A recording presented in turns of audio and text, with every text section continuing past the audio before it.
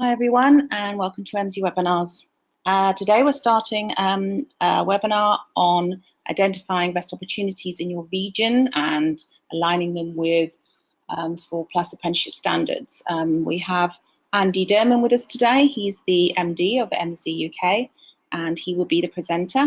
And so I will be handing over to him. But before I do, if you have any questions as we go through the webinar, please put them in the box in the bottom of your control panel, and we'll trying to cover those at the end of the webinar. So over to you, Andy. Thank you very much, Debbie. I'm just checking you can see my slides and you can hear me okay? Yes, it was all good. Thank you. Great. Good. Thank you. Hello, everyone. Thanks for joining us today for the latest webinar, our second in the series on degree apprenticeships. I'd like to take you through a number of key steps here. Just want to, for those new to Emsi, just want to give you a quick introduction to our work.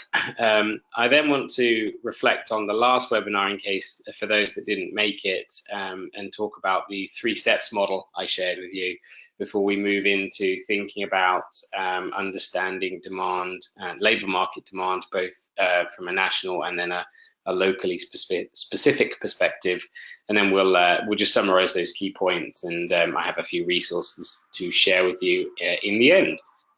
So jumping straight in then, just a quick intro to Emsi for those that are new to us.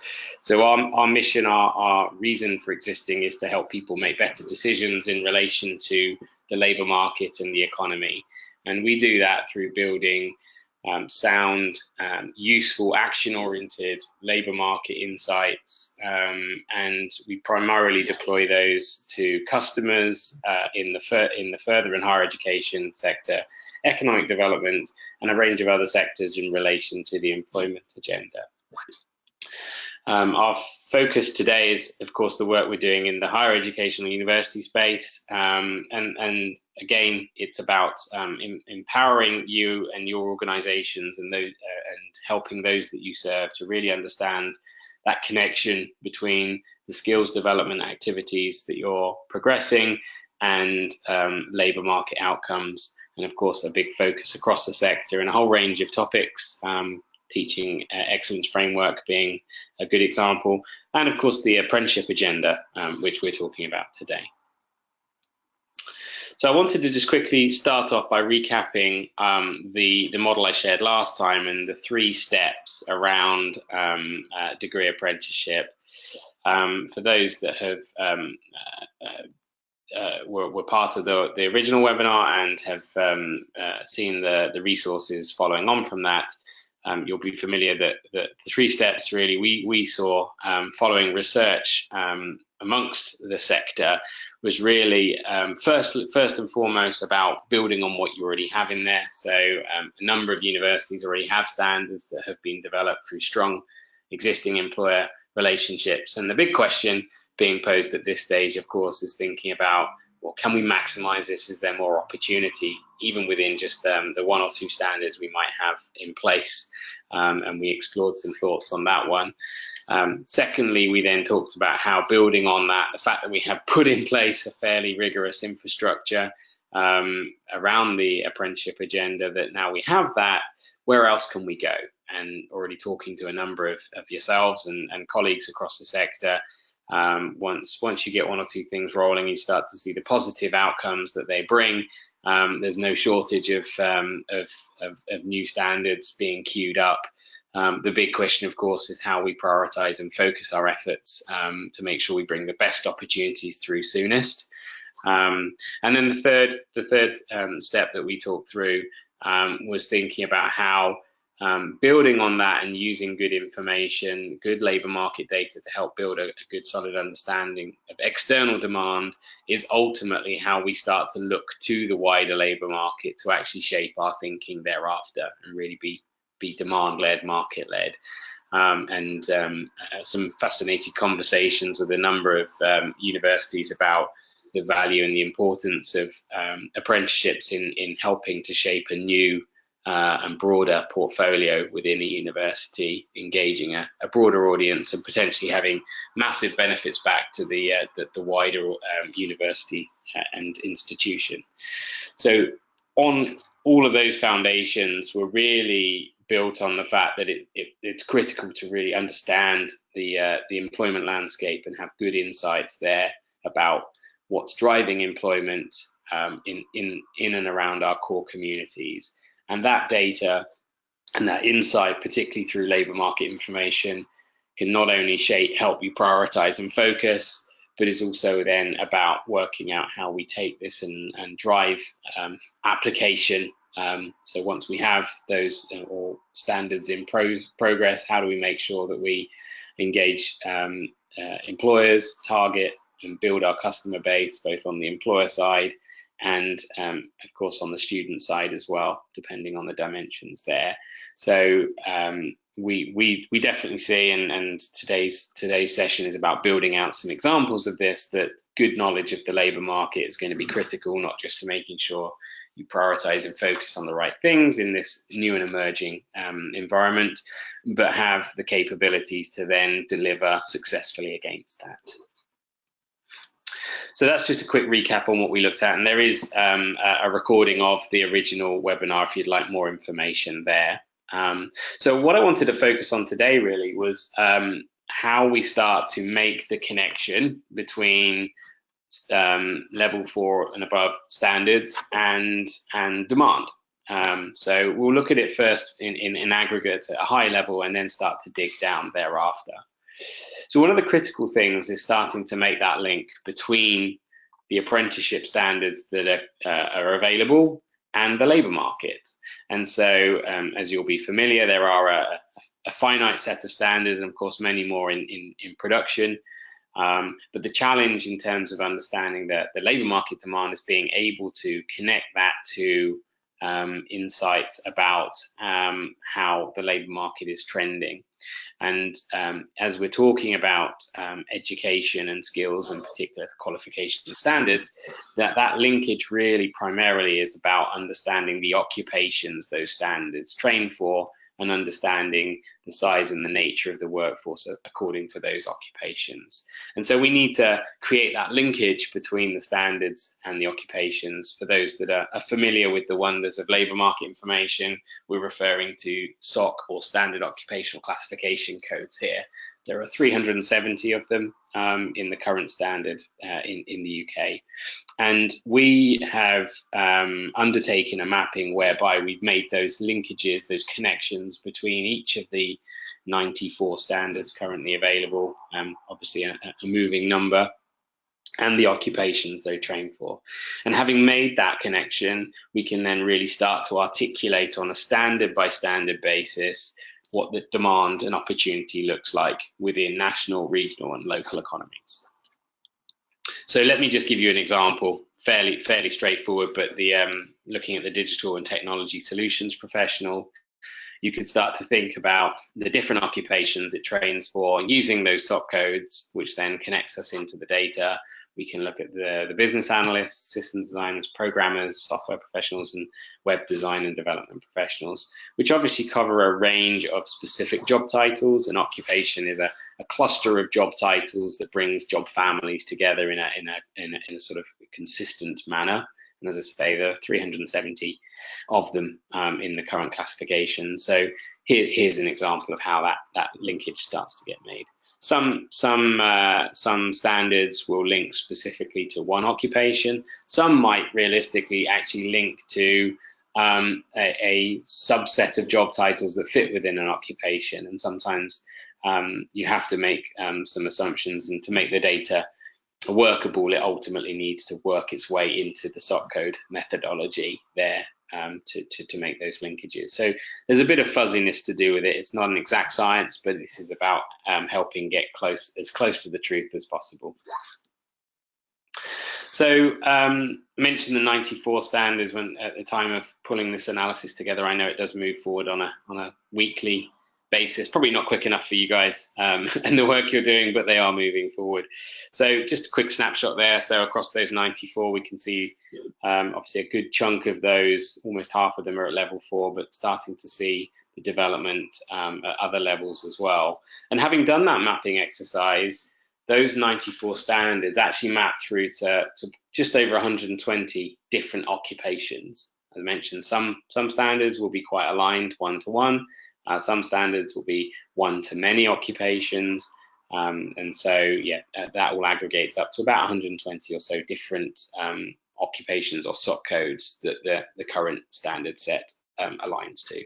You'll also see some standards that will cross over and train for similar occupation roles as well. So, as I say, fairly fuzzy in there, but we're able to start to extract some key insights accordingly. So just moving on then, let's think about in aggregate terms what this means. What does the higher and degree apprenticeship agenda connect into currently based on those standards? Well, by mapping through to those 122 occupations, that equates to just shy of 12 million jobs in Great Britain, so a fair chunk there. Our estimations in the Emsi data is that these occupations will add somewhere in the region of about 340,000 new jobs across Great Britain in the next 5 years. And all of that translates into just shy of 3 million job openings. Job openings are a factor of added jobs, so new job demand, but also replacement demand as people move out of occupations and need replacing. So significant volumes of employment, as we can see across Great Britain, that links or could potentially link into just those 94 standards at level 4 or above. So big market, big potential, whether that's relating to helping employers hire new roles or whether it's simply about upskilling the existing workforce. There's a lot of opportunity out there, which is really exciting. And of course, why you guys are so keenly involved in this and you understand that. So big picture, then just trying to break that down at a standard level. So I've just picked out the top 10 standards in terms of volumes of employment opportunity. So here's a quick graph, the top 10 standards in terms of how those standards align to occupations and then the labour market position against those occupations. So it's probably not a real shock that some of those management, so chartered manager, operations, senior leader, they align to a vast array of SOC codes. They have the largest and the broadest mappings there and make up a big chunk of our economy. So you can start to see the predominance of those, and probably a good reason why some of the take up has been largest in those areas. But interesting to see as we work down the list: healthcare practitioner, teacher, relationship management, accountancy, etc., kicking in, and you get a long tail, as you'll probably appreciate, of lots of standards that align to fewer and fewer jobs there. So this is just the top 10. And in terms of that added job dimension, again, dominated at the management level and healthcare there. And it's interesting to see that software tester emerges. So maybe not necessarily in volume terms, in terms of the current workforce, the largest, but it aligns to occupations that are certainly growing quickly in our economy, and probably not a big shock in terms of the growth of the tech sector there. So we can start to see how that translates through. It starts to give us different viewpoints on the labour market. So that's just a quick summary and an intro, and of course that's looking at it from a national perspective, and probably more interesting to policymakers in the general, that the standards coming through are really aligned to major aspects of our economy and present great opportunities on both sides, both for you guys as educators, but also the employers that you can work with. The challenge really is starting to make this useful and usable at the institution level is the ability to dig beneath those headlines. And so this section is really about starting to pose the question of what can we learn from similar analysis, but specific to your locality, that might help you make those decisions. So just to repeat, I've jumped in the first instance to London to provide a different viewpoint. So when we look at those 122 or so occupations aligned with those same 94 standards at level 4 or above, we can see that equates to about 2.5 million jobs currently. London's looking to probably add somewhere in the region of 100,000 jobs in those occupations. So that's almost a quarter, or third or so of the whole Great Britain. So we can see a big aspect of the London labour market coming through here, and that's going to represent somewhere in the region of 600,000 or so job opportunities, job openings in the next 5 years. So again, even though we're zeroing in on a smaller part of the country, a focused part of the country, still massive opportunity. But the key thing really is not just understanding, yes, there's great opportunity, but really starting to articulate that in terms of, well, what is that opportunity? What does that look like? And is it pretty much standard in terms of the national picture? Or are we starting to see variations creep in here? So once again, pulled through the top 10 standards, isolated London, and we can see a number of the similar standards dominating chartered manager, and you'll see that's quite common around the country. And again, reiterate, it's probably not a surprise, therefore it's one of the most common standards available across the country, across a range of institutions, because of the massive opportunity. It is interesting though, I've just highlighted a few of those standards that start to creep in that weren't necessarily so high up in the national, and this really starts to help us unpick, well, specific need in London. And of course, it goes without saying that the London economy is quite different to the rest of the country, and therefore it's not a surprise to see that while there are some common factors, there's also some specific opportunities emerging that might be higher priority in London than perhaps other parts of the country. And you can see the financial services element of that driving it, as well as the tech elements, which are obviously critical parts of the capital's economy there. So the other aspect of the localization is not just that holistic overview of a particular region or sub-region. Of course, we can dig further and further depending on what your catchment and focus area is, but also starting to think across different standards and specific standards. So, for example, I've just picked out the HR consultant partner standard that maps through to a couple of HR related occupations.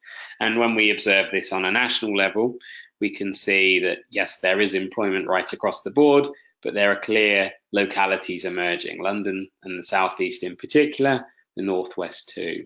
And when you look at some of the metrics, we can see strong growth forecasted in London in particular, East of England emerging in terms of growth potential. And interesting to see that the Northeast is not only a relatively small employer of these roles, but it's stagnating. So we can start to get some regional dimensions there. But the key is digging a bit deeper, particularly as we start to think about where we might be situated in some of those hotspots and where clusters of demand might lie. So I've taken that same standard, and now we're digging a little further into clusters of employment for those occupations at a local authority level. And we can start to see now, obviously London retains its predominance, but not all aspects of London, central and West London by the looks of it. But we can see other clusters emerging, Milton Keynes, some of the city regions, Portsmouth, Southampton, Brighton. So not only does that help us start to contextualize and quantify in relation to, are we in those localities? Do we have the ability to deliver in those localities?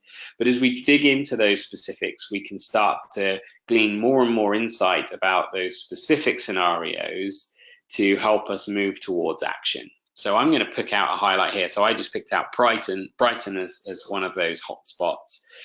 And using the labour market information that we have, we're able to map those two key occupations that fit into that standard across to work out which industries employ those occupations and how are they trending in terms of those occupations. So we can start to ask the question, not just how big is demand and is it a market that has a suitable volume for us to engage in, but actually now start to think about how we might engage that demand.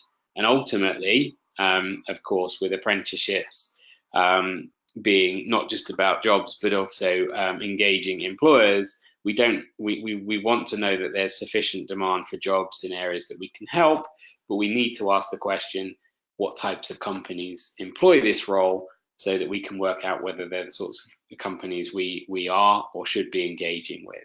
And as we unpick the industry profile for jobs in Brighton, we can see the kind of outsourced employment agency roles coming through. So the highest employer of HR type roles in question in scope for the standard is in the employment placement agencies, as well as then temporary agencies specifically. But it's interesting to see that there's clearly a shift happening in that local economy.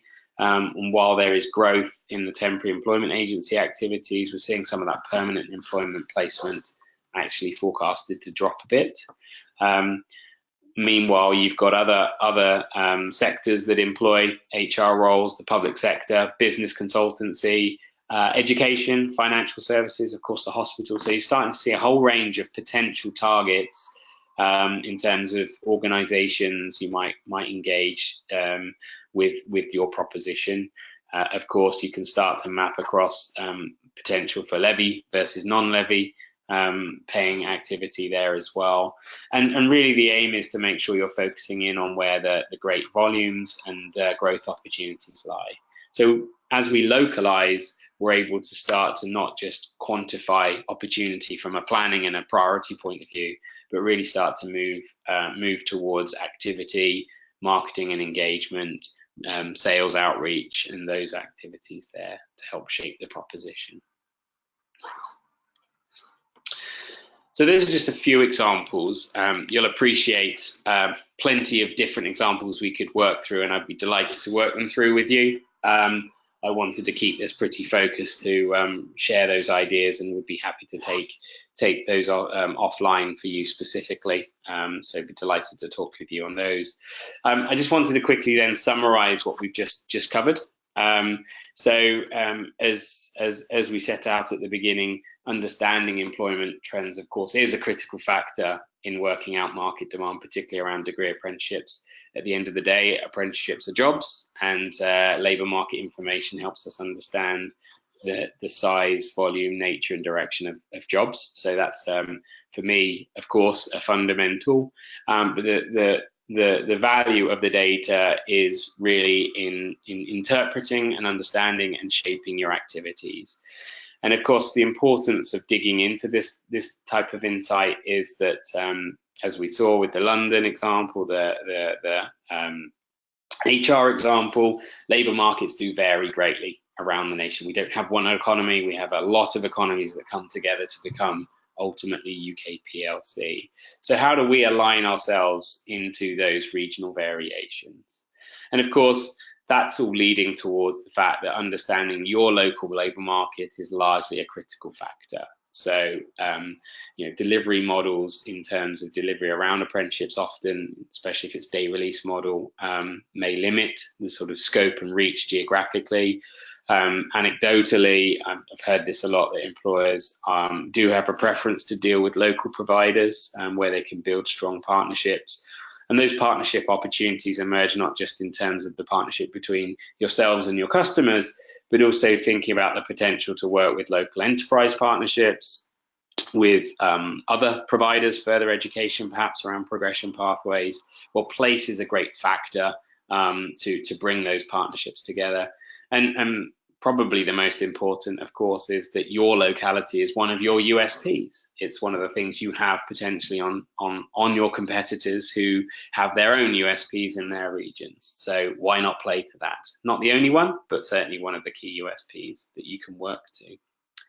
So I think it's important that we can dig it down into that. But I don't want to limit the thinking that the only opportunity lies locally. Of course not. You as institutions have been well aligned to exploiting national, regional and international opportunities, and in large senses the apprenticeship agenda has great potential. But I think that potential needs to be used sensibly. Of course, those limiting factors in terms of delivery models may have an implication, but ultimately, if you're unlocking very niche elements, niche provision that's not on offer commonly across the sector, then there's good reason to think nationally, but don't, again, be limited by just looking at the aggregate numbers. The key ultimately to delivering against those niches is understanding where those niche labour markets lie. And so local labour market is really important, not just your locality, but localities that have the cohort that you're trying to engage with. So lots of flexibilities, but the key is having good insights to drive that. So in terms of further information for yourselves, lots of resources that we're developing and love to share with you. So hot off the press, available now, we've just produced a series of local labour market reports. We've used LEP regions as the geographic region that provides a bit of a summary of some of the trends we've shared here from the national and regional. So just some of the top 10s, key growth opportunities, those sorts of things, mapping that back to degree apprenticeships. You can download, well, for those on this webinar, I'll be sending you a copy relevant to your local area, so keep an eye out for that. For those watching this on playback, head to that web address, head to our website, go to the degree apprenticeships page, and you'll be able to request yours, and we'll send you through your report. So that should be a useful resource for you. I'd encourage you to download that. I mentioned our 3-step guide to degree apprenticeships. That's still available for you to access. We will, if you need that, drop me a note. My details are coming up shortly, and I'd be happy to send that through, or simply request your regional report, and we'll send one of those with it in case you don't have that. This is the second webinar. We're planning on running monthly webinars and already have our next webinar planned. A big thank you to Reshan Gill from Birmingham City University, who has agreed to join us on the next webinar on the 25th of May, 10 o'clock, just firming the time up, but we'll send details out, where Reshan will be sharing some of the experiences from their early work in the degree apprenticeship field, and particularly thinking about the application of labour market information through that process. So it'd be great to hear from a colleague in terms of how that's working through. And keep an eye on our degree apprenticeships page on our website, where this information will be made available to you. And of course, if you want to find out more, if you have particular challenges you'd like to talk through, I'd love to talk to you. We'd love to hear everyone. While there's a broad agenda we're pursuing, of course, everyone has their own different focus, different points in the process. And I've spoken to a good number of universities. Would love to speak to you, understand a bit more about your needs, and challenge me to think about the role that labour market information can play in solving some of those problems and helping you pose the next questions with focus and prioritisation. We're here to very much help you through this journey, and already working with a number of institutions. And so we'd love to come alongside with you and help you solve those problems, and keep thinking about new problems that we can solve on our side. So do talk to us. My details are coming up shortly there. Final thing from me before I close is I just wanted to point you towards our conference next month. Not long now, still some places. We have a fantastic lineup. We're really thinking about the role that skills can play in driving regional growth, and of course apprenticeships is a big part of that.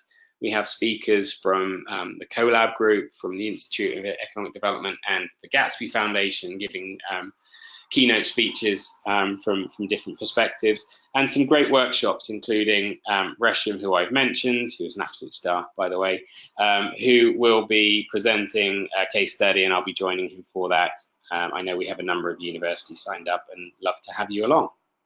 So you can find out more, again, go to the Emsi website, the emsi.co.uk, economicmodelling.co.uk, and you'll find details there. And it just goes to say a big thank you for joining us. Thank you for your time on the webinar. I hope you found it useful. There are my details there, if I can be of any assistance. I am just going to quickly have a little look, see if there are any questions. Nothing emerging. So if you do have any questions, type quickly. And if not, I'll give you 5 more seconds to type a question. No, not seeing anything coming through. Okay, great. Well, you have my details on the screen. If you do have any questions, So please do get in touch. Love to hear from you. Hope you found this interesting, and love to dig into some of these things with you in a bit more detail and think about your own localities, and hope to catch up with you very soon. Thank you very much.